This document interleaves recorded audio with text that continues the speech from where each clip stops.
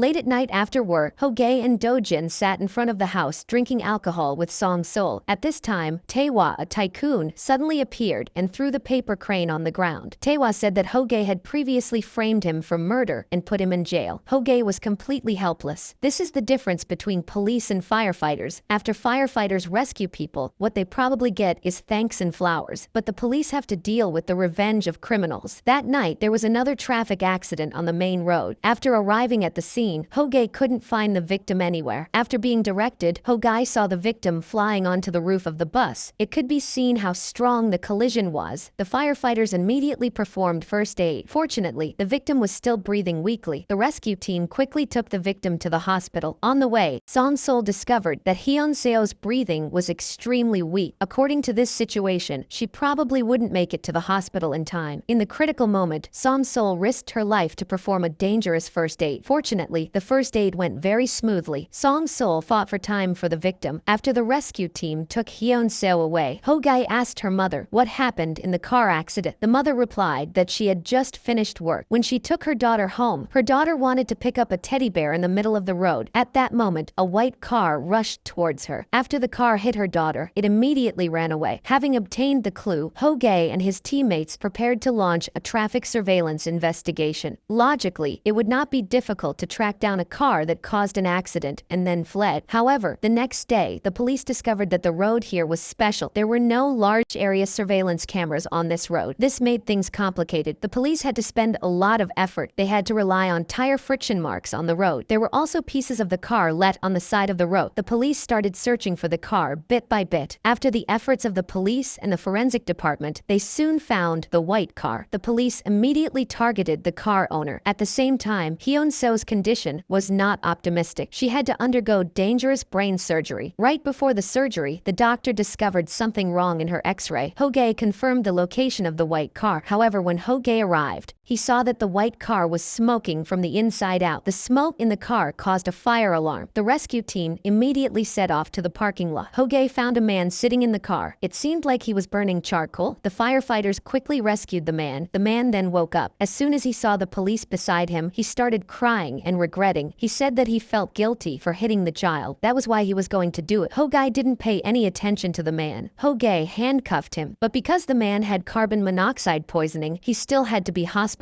Hyun-seo's mother in the hospital found out that this man was the culprit who killed her child. She immediately lost control and wanted to find the man to take revenge, but Hyun-seo's mother was stopped by the doctor. The doctor then asked Ho-gae to talk to Song-sol privately. It seemed like the doctor wanted to confirm something. The doctor opened the victim's x-ray and pointed out the injuries on her body. In addition to the brain damage caused by the car accident, there were 16 fractures all over her body. Judging from the healing condition of the injuries, these injuries seemed to have lasted for a long time. Speaking of this, everyone almost understood what was happening. This made both the police and the rescuers frown. They felt sorry for the tragic life of the victim. The case developed from an accident to another case. Ho-gae immediately went to the kindergarten where Hyun-seo studied. The teacher showed them the daily video of Hyun-seo in class. The teacher said that Hyun-seo was a lively child. The relationship between Hyun-seo and her mother was also close. Ho-gae discovered a picture of Hyun-seo's kindergarten on the wall. There was also a man in the picture. When they asked, they found out that it was the mother's boyfriend named Kim Chun-ho. Before that, the two had always dated, but when Hyun-seo's mother mentioned marriage, Kim Chun-ho took all of her savings and ran away. According to Hyun-seo's mother, when she went to work, Kim Chun-ho would help her take care of Hyun-seo. Ho-gae immediately put Kim Chun-ho on the wanted list. After further investigation, the police also discovered that he was a professional scammer. The cell phones in his name were all fake numbers. After a while, these phone numbers would be automatically destroyed. Since the police had no evidence that Kim Chun-ho had mistreated Hyun-seo, they had no choice but to arrest him for fraud first. That night, Song-sol went home from work. She started wiping the blood stains on her work clothes. Perhaps because Song-sol had worked as a nurse at a hospital before, she was always worried about Hyun-seo's injuries. That night, Song-sol Song-sul couldn't sleep because of Hyun-so's case. When she turned around, she saw the doll. Suddenly, Song-sul remembered a sentence from Hyun-so's mother's testimony. Hyun-so had an accident while picking up a teddy bear in the middle of the road. When Song-sul woke up the next day, she told Ho-gae about this discovery. She said that there was not even a trace of a teddy bear at the scene of the investigation. Ho-gae had no answer to this question for the time being, because Ho-gae wanted to quickly catch Kim Chun-ho. One day, he and his colleagues pretended to buy a cell phone with a fake signal. The two followed the salesman to the base of the cell phone sales group. They accidentally met Taehoa's subordinates there. It turned out that Taehua also needed a secret cell phone recently. Ho-gae didn't know how to use it, so he opened a video of a recent transaction, but Ho-gae discovered a transaction. In it was the man who burned charcoal in the car. Ho-gae immediately reacted. It turned out that the man had known Hyun-so's mother for a long time. The two of them cooperated to tease the police. After Ho-gae returned to the police station, the identification department staff began using high technology to restore the unusual wound on Hyun-so's leg. The result they discovered was that the car had been run over by the wheels multiple times. Ho-gae had to go back to the scene of the car accident. He wanted to see what else was missing. At this time, a delivery truck passed by. Ho-gae saw the dash cam on the delivery man's helmet, and an idea came to his mind. Ho-gae immediately went to the delivery company to review the video of the night of the car accident. Ho-gae made another important discovery. Ho-gae immediately connected all the clues. He realized that there was a big problem between Hyun-so's mother and the man who caused the accident and ran away. The next day, Ho-gae immediately summoned the two people to the police station for separate interrogation. Before the interrogation, Ho-gae received a call from the hospital. After hanging up the phone, his face showed sadness. Ho-gae went into the room of the man who caused the accident and ran away. Ho-gae directly said the news he had just received, that Hyun-so had been diagnosed as brain dead. This time the man's case was no longer a simple hit-and-run case, but an accident that resulted in death. According to the law, the man had to pay a huge compensation, and he also had to go to prison for 15 years. Hearing such serious consequences, the man's heart began to waver. At this time, Ho-gae and his colleagues continued to create a rift between him and Hyun-so's mother. In the end, the trust between the two completely collapsed. The two confessed that they had planned Hyun-so's car accident together. Ho-gae lined up Hyun-so's broken bones. It turned out that the police had investigated and found that the locations of these scars were all within the scope of insurance claims. After Hyun-so's mother bought insurance for Hyun-so, she began to intentionally harm Hyun-so on a regular basis. Then she filed a claim for a large amount of compensation. So far, she has earned more than $10 million